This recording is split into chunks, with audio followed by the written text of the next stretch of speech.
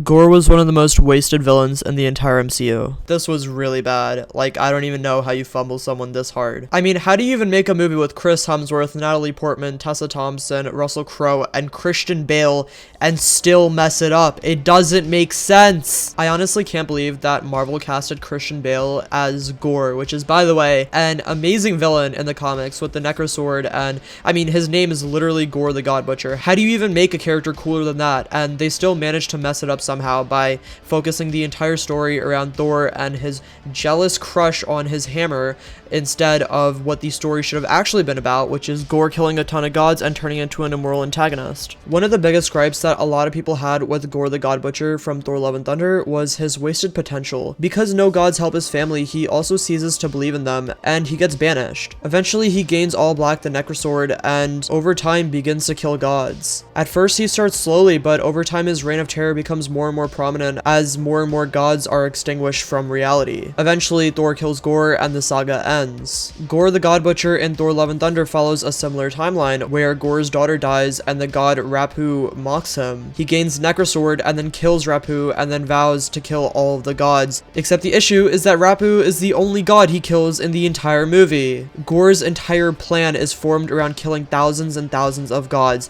He's going to kill so many of them. He gains the title of Gorr the God Butcher. He is going to be the almighty god killer, and he only kills one god on screen. How are we supposed to be scared of this antagonist when all he does is kill one god on screen? And going off of that, the third act of this movie would have seemed so much more intense if Gorr had killed gods throughout the movie. The stakes would have seemed so much higher, and I think it would have been good if Gorr actually killed Thor or Valkyrie or the mighty Thor. I think that if Gorr killed one of the main characters, it would have had a much larger impact at the end of the movie, and it would have fit right into the rest of Phase 4, which was essentially a lesson for grief. Instead, there was no stakes in this movie. They tried to combine humor and seriousness at the same time, and it felt incredibly inconsistent and just didn't work. Either way, the issue of Gorr not killing enough gods ties into an inherently larger problem, which is the fact that he didn't get enough screen time. In the entire movie, Gorr got barely any screen time, and I understand that 2.5-hour movies make less money because of marketing, and that Marvel doesn't want to make a movie overly long, and 2.5 hours is a very long time. I understand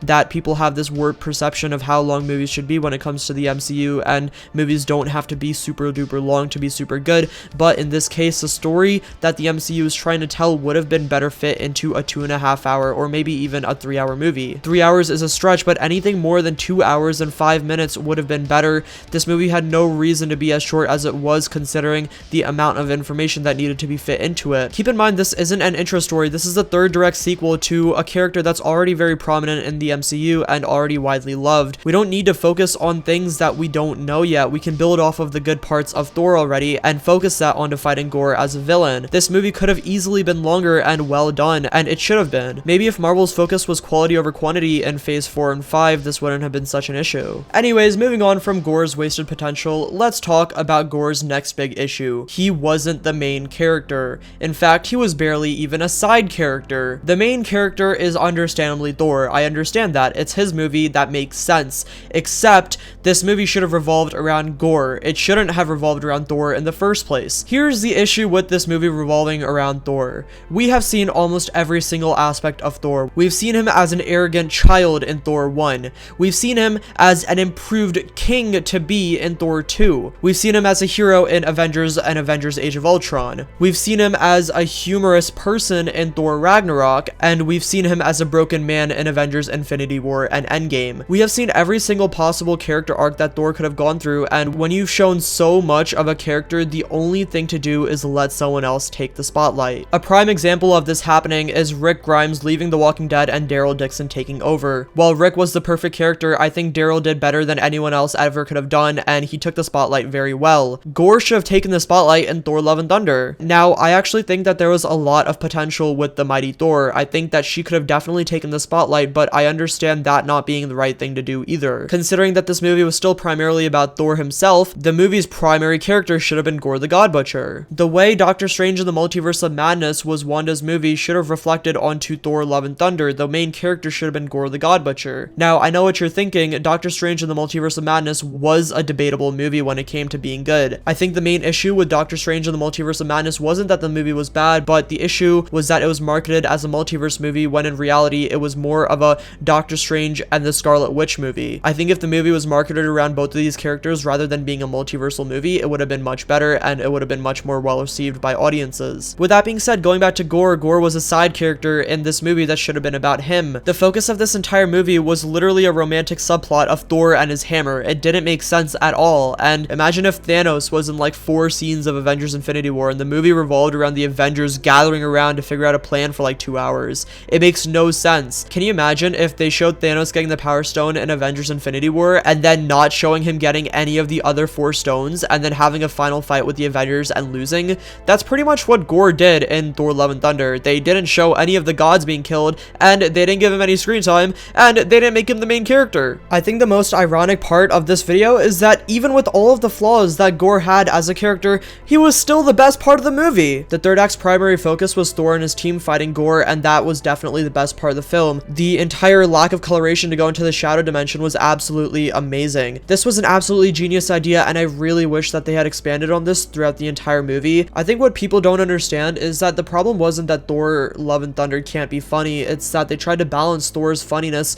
with Gorr's seriousness. Going back to the inconsistencies of this movie, it felt very back and forth, like we were being told to laugh at the wrong times, and that didn't make sense to me at all. I should have been scared when I saw Gorr on screen, but instead, all I saw was 2 screaming goats the entire time, and it was just annoying. I mean, sure, it was kind of funny the first time, but I would have rather taken actually being scared of the villain and having the stakes feel really worth it, rather than laughing a couple of times, which I know I'm going to be doing in Guardians of the Galaxy anyways. Either way, the one thing I am glad about is that they didn't try to make Gorr a funny character or have him have any corny lines. He was still the best part of the movie, even though he was completely wasted. The final part of this video is going to talk about how to force a villain. Now, it's really important to mention that Gorr's entire arc depends on him killing gods over time. So when he kills a god 5 minutes into the movie and that's all he does, it seems very forced. I understand that his daughter died and then a god mocked him, but it doesn't feel deserved for him to get the Necrosword and go around killing people. It doesn't make sense. It felt like Gorr getting the Necrosword to kill Rapu was super convenient, and his character completely 180'd rather than transitioning into an immoral antagonist. How do we emphasize with a character that completely 180'd from being a loving father and watching his daughter die to instantly just